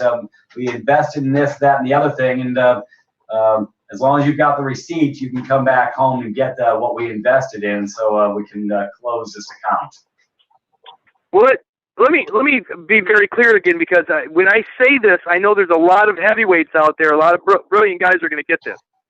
The deposit that was made on your behalf was the birth record. What was given as a receipt to that deposit is the certificate of live birth, or the birth certificate. I still haven't really nailed that down, but it doesn't matter. The receipt is the certificate, the certificated person. So when you return the certificated person, you should actually get your deposit, i.e. the principal, returned to you. When people go, "Oh, notice to principal is notice to agent," why would you know what? That's so goddamn stupid. Notice to principal is notice to aid. They don't even know what that's a banking term, and anybody using that better stop. Because Yeah. the principal that has been deposited was the birth record that evidences the motherland or the promised land. So you need to stop saying things you don't understand. Notice Yeah. the principal is notice the agent, and notice the agent is, you know what? If you want to keep acting in an official capacity as opposed to a living man or woman, just Yeah. keep talking stupidity. Right, because you're still operating the office of person when you start using all that garbage. And Curtis, I used that verbiage back about 20 years ago. I know. Everybody Right. has at some point. I know. Everybody's guilty of it. But my point is this. The birth record, when mom created the document, she did not put pen to certificate paper or bond paper. So what they did was they created a bond. They created it off the record. So they created a certificate off of the birth record. So there's the birth certificate and the birth record are not the same thing. That's right. Mother did not put pen to a certificate. She put pen to regular paperwork that is the birth record. The birth record was deposited. The certificate is evidence of the deposit or the receipt to the deposit. When you return the receipt to the deposit, the record should be destroyed and you put that child to rest. Put a name on that thing and bury it once and for all, so the ghost isn't out there, turning in its grave. You get to finally let that child, that afterbirth child, rest in peace. Put the baby to bed. What the hell? Yeah. Well, what did they do? They threw the baby, i.e., the biological child, out with the baptismal waters. Yeah. Yeah. And what did you accept? So you accepted the eternal life or the corporate fiction existence over the biological lifetime. You sacrifice your biology. You sacrifice your true existence for the eternal life of the promise of eternal life through the Catholic Church. Guess what? Get your deed back and start living as a living man or woman, and screw their eternal life, their promise of eternal life. What a joke. Yeah. Do you want to live as a corporate fiction, as a ghost? Do you really want to live that way for what little time you have on planet Earth? Nope. Hell no. Well, like I say, it proves, like I say, look at 5 generations, Curtis, that we've lost our way. They kept everybody so bamboozled, conflicted with all the other crap and having wars going on, whatever. Hey, we'll keep them all busy so they'll never look at how the arbitrary third hand is continuing to get in their back pocket. And it wasn't this ugly back in the 30s and 40s. You know what I'm saying? Now it's just totally in your face, but they get to do what they want to do. Is because like I say, all the children have not come back home as adults, so that's what they got to take care of their children, and these children don't realize that they're children yet. Yeah. Well, that's the whole thing. Is everybody's lost in Egypt on a horse and no name. With no name. What is that horse? It's the beast. Remember, the word beast means animal or horse or plow horse or whatever. So the beast is nothing more than the horse itself, the animal. And what's funny about that is that until you have a claim, you don't have a name to work with. You don't have the identification or the ID. You don't have a right to that name because they hold the deed or title. Yeah. Once you get that, you get the name back. So again, we don't have a whole lot of time left on this call, but anybody running from that name, I don't care how successful you think you are, you're going to be without your property, without your inheritance. You're going to be running your whole life, and guess what? You're still going to be subject to the court. You might win in court or might walk out of the courtroom, but you're still going to be subject to catch and release. Listen, the movie Christmas Vacation. There are 2 things in that movie that I think are absolutely hilarious. Number 1, Cousin Eddie. Cousin Eddie's the best character ever. But so when one of the scenes where Griswold is in the living room there when Cousin Eddie and him are talking, Cousin Eddie says something that nobody will ever catch. He says, "He took my house and gave me the RV. He took my house and gave me the recreational vehicle, or the vessel that travels forever. In other words, he took away my settlement. He took away my ability to settle down, and he gave me something so I'm on the road my entire life or on a journey my whole life. People don't realize that when he says, he took my house and gave me the RV. That is so huge a statement. And the RV is the vessel, is the title vessel or the chartered vessel the United States gave you to use while you're stuck in a stateless position where you have no, you're stateless as of 1954. And the other quote in there that is so funny to me, let me see if I can think about how this one goes. When they're in a they're in a Walmart, and Griswold and him are walking down the aisle, and he asks Cousin Eddie this question. He says, "Hey, how's the live bait business going, Eddie?" Live bait. In other words, what we don't realize is that we're the bait. When you're inside there, this is catch and release. They put you out on the street so they can catch you again and make money off of the catching, and then they release you out on bond, and then all kinds of failures occur and they make more money. It's catch and release. So when he asks Cousin Eddie, "How's the live bait business, Eddie?" he's talking about Eddie being the bait. Yeah. We're the bait. When we're out there and we don't have a name or we don't have a place to live, we're the bait. We're the vagrants. And one final thing is the concept of vagrancy. When you don't have a place to live, you're considered a vagrant, and that's a breach of the peace. Wow. Wow. Anyway, I don't even know what to say. I mean, I'm speechless, dude. Unbelievable. I know. I'm telling you. Well, folks, anyways, Curtis, I guess we're going to wind this up in about 2 minutes. I got 55555. It's all good. Anyways, folks, go over this stuff. This is it's really it's a lot easier than you think. And anyways, Curtis, I'm really excited. I think this was a really good call. It gave me a lot more clarity, and hopefully it's given everybody else a lot more clarity.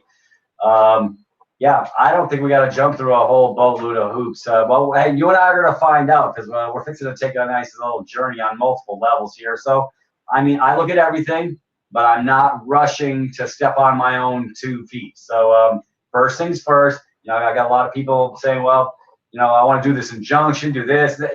I don't think we got to do any of that shit. I got the fucking proof right here. What do I got to do an injunction for? You don't have to. When again, remember that all causes of action have to come through a claim. Without a claim, there is no cause of action. If the Roman Catholic Church has no possession of the body, the corpus, no deed in hand, they cannot make a claim, and they won't make a claim because there's no money in it for them. There's no way to make any money, so they don't care. You think that you're so important that you escaping is going to make a difference to the Roman Catholic Church? They don't care at all. They don't care at all. We're insignificant by ourselves. Right. They know the masses aren't going to wake up that's what they're betting on, that the mass will stay dead asleep through the fluoride and chemtrails and GMOs and whatever. And you know what? Well, you talk with Jonah. You were on with him a week ago or whatever. Yeah, most people don't want to be responsible anyways. They need a daddy, and they want to be in a controlled environment. So this is for the big boys and girls who just want to go, like I say, live life on purpose and do something different. There's not a lot of us out here, Curtis. I know, but I'm good. I'm good. I love what Jonah's doing. I don't have to agree with everybody on everything. I know the path I'm taking, and it's extremely direct and extremely simple. And there's only 2 or 3 things that I know I absolutely have to do, because the rest of it is details, and that's where the devil lives. Yeah, I guess that's the last thing I have to say. Yeah. Well, brother, I appreciate you coming over on the show today. Like I say, I think this is going to give a lot more clarity to people. Folks, if you haven't seen the Jonah and the Curtis calls from past, I do a piggyback when I send out the links and the information so they can go see where we came from and how it's progressed to this as far as direction of flow. And what I'm excited about, it's really so much damn simpler than everybody's making it. Do me a favor, get this show recorded, this recording put together. Send me the link so I can send it out to some folks. so they can listen to this stuff. And like I said, let's just get this stuff out there and throw mud on the wall. Whoever sticks and whoever wants to deal with this stuff, they can. But I'm not going to walk anybody hand in hand. I'm not going to do it. I don't have time to do that. No offense to anybody, but I'm going to clear my family of this, and then you'll never hear from me again. And again, no offense, but there's going to be enough stuff out there, enough breadcrumbs from Peter, me, and the handful of others, that if you just listen with your heart, you're going to find the way out. I don't have time to do this for anybody except my wife and son. Yep. Oh yeah. Well, no, I'll share the love as best I can, but like I say, I ain't babysitting, I ain't hand holding. I don't have time for that shit. All right, man. I guess we're probably done, huh? Yes, we are. Good. We said we're down to the last minute. Thank you, Curtis, so much. Hey, folks, we love you. We'll catch you on the rebound. Thank you, Curtis. This one's for posterity.